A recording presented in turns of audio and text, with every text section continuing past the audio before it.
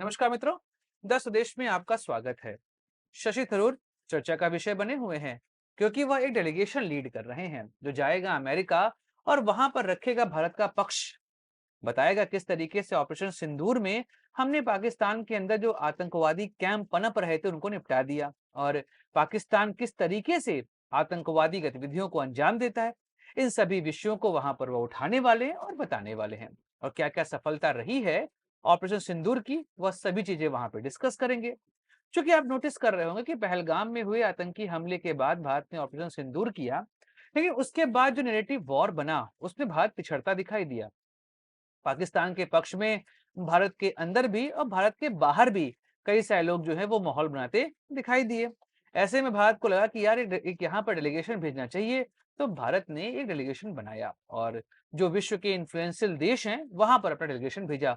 उसमें कोनिमोझी शामिल हैं, सुप्रिया सुले शामिल हैं, उनके अलावा रविशंकर प्रसाद हैं, शशि थरूर हैं, सलमान खुर्शीद हैं, असुद्दीन ओवैसी हैं। इन सब का नाम वहां पे रखा गया और ये जाएंगे विदेश और भारत के पक्ष की बात वहां पर रखने वाले हैं। लेकिन अगर आप नोटिस करेंगे तो केवल एक व्यक्ति को लेकर ही इस समय चर्चा हो रही है, वह है शशि थरूर। शशि थरूर को लेकर शायद पूरे भारत में हर कोई यह सहमत है कि भारत के पक्ष की बात जितनी अच्छे से वह रख पाएंगे शायद ही कोई नेता रख पाएगा। लेकिन लग रहा है कांग्रेस को, खासकर राहुल गांधी को इसकी आवश्यकता नहीं है, क्योंकि राहुल गांधी के जो सिपह सलार हैं वो शशि थरूर के ऊपर लगातार अटैक करते दिखाई दे रहे हैं। ऐसे में आज इसी विषय पर बात करना है। क्या शशि थरूर, क्योंकि कांग्रेस को अगर कोई रिवाइव कर सकता है तो वैसे नेता ही कर सकते हैं, लेकिन शायद राहुल गांधी को उनकी आवश्यकता नहीं है। आज इसी विषय पर करेंगे बात। नमस्कार दोस्तों, मैं सुधांशु, आप देख रहे हैं 10 स्वदेश। दोस्तों, 10 स्वदेश एक मंच है जहां पर हम निष्पक्ष पॉलिटिकल एनालिसिस करते हैं। अगर आपको हमारा पॉलिटिकल एनालिसिस पसंद आता है तो आप यूपीआई के माध्यम से हमारी मदद भी कर सकते हैं। बाकी हमारे चैनल को सब्सक्राइब करिए, वीडियो को लाइक करिए और वीडियो को शेयर जरूर करिए।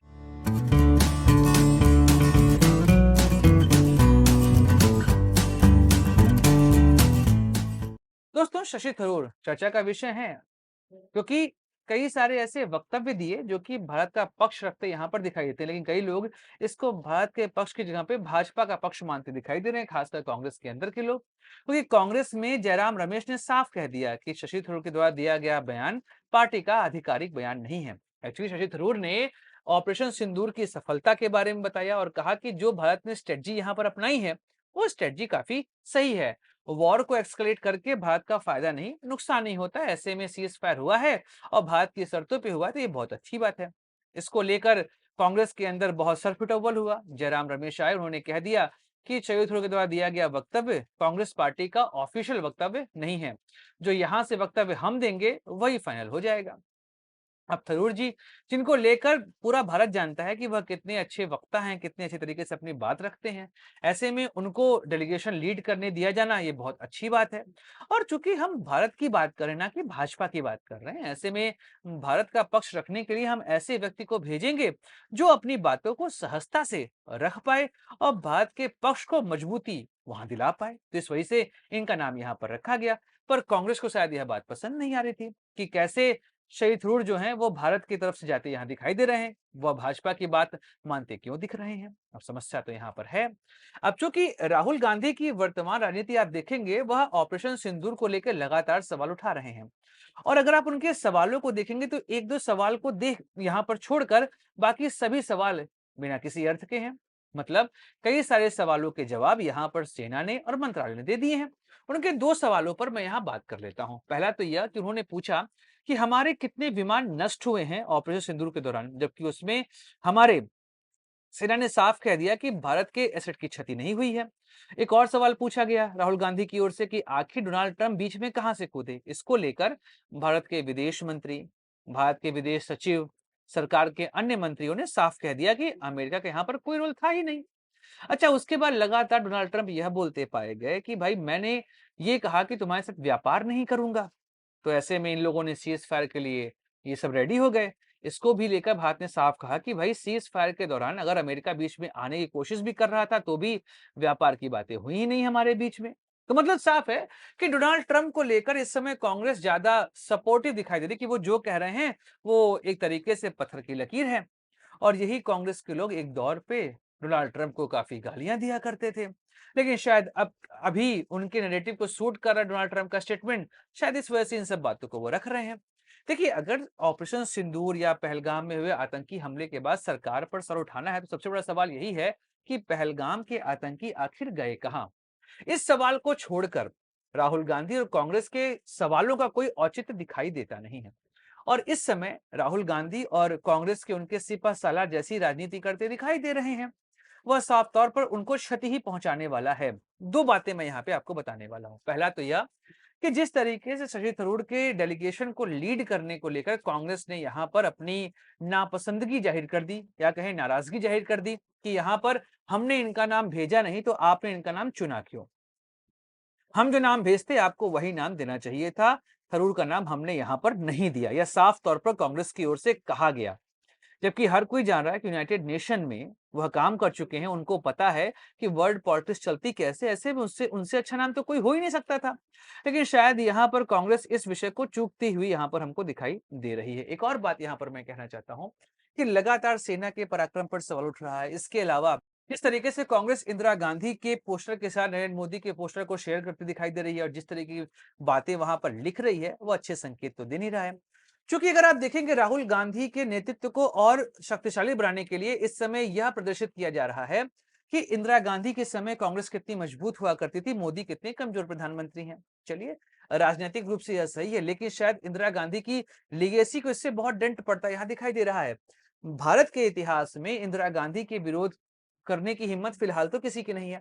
अगर इंदिरा गांधी को लेकर कभी भी आलोचना हुई है, तो वह आलोचना केवल और केवल इमरजेंसी को लेकर हुई थी। लेकिन जैसे-जैसे यह मुद्दा खुलता जा रहा है, इंदिरा गांधी को लेकर लगातार प्रधानमंत्री मोदी का अपमान करने का प्रयास किया जा रहा है। ऐसे में कई सारी ऐसी बातें खुल रही हैं, जो बातें कहीं पीछे छूट चुकी थी। खासकर 1972 में हुआ शिमला समझौता, यह मुद्दा बहुत तेजी से उभर रहा है। खासकर सैम मानेकशॉ का वह स्टेटमेंट कि हमने युद्ध जीता मैदान में, लेकिन नेता हार गए इसको टेबल पर, यह काफी बुरे तरीके से इस समय फैलता जा रहा है। और इंदिरा गांधी का जो कद बढ़ा हुआ था, उस कद को यहाँ पर कांग्रेस अपनी स्ट्रेटजी से खराब करते हमको दिखाई दे रही है। क्योंकि राहुल गांधी के नेतृत्व पर लगातार सवाल तो उठते रहे हैं और राहुल गांधी के साथ समस्या यही रही है कि उनकी राजनीति में हमेशा एक आपको ये दिखेगा कि वो मुद्दे के साथ चिपक जाते हैं। अगर आपको याद होगा तो जब सरकार बनी थी 2014 में बीजेपी की, तब उन्होंने सूट-बूट की सरकार का एक नारा दिया। यह नारा लगातार चलता रहा, लेकिन इस नारे का कोई प्रभाव नहीं पड़ा। सूट-बूट की सरकार, यह लगातार बोलते गए, अंबानी, अंडानी अडानी की सरकार, यह सब लगातार फेल होता गया। फिर अचानक से राफेल का मुद्दा आया।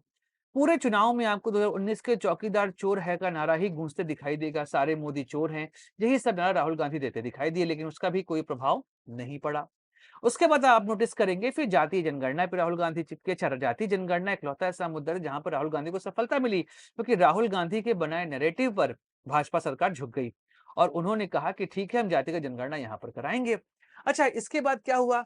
अब राहुल गांधी जातिगत जनगणना की सफलता को भुना नहीं रहे हैं, वह राष्ट्रवाद के मुद्दे पर कूद आए हैं और राष्ट्रवाद के मुद्दे पर जो जो सवाल उठा रहे हैं, वह एक तरीके से भारत के शौर्य पर सवाल है। अगर केवल एक सवाल को मैं छोड़ दूं कि पहलगाम के आतंकी आखिरकार गए कहां, क्योंकि इसका ही जवाब सरकार के पास नहीं है। बाकी सभी सवालों के जवाब यहाँ पे सरकार ने दिए हुए हैं। तो राहुल गांधी को शायद इस समय शहीद थरूर जैसे नेतृत्व की आवश्यकता नहीं, क्योंकि वह एक लॉजिकल बात कहते हैं। अगर आप नोटिस करेंगे, जिन जिन सवालों को यहाँ पर थरूर जी ने उठाया था, आज के समय में कांग्रेस वही काम करते दिखाई दे रही है। एक समय थरूर जी ने कहा था कि कांग्रेस, खासकर राहुल गांधी को यह बताना पड़ेगा कि वह राजनीति कैसी करना चाहते हैं।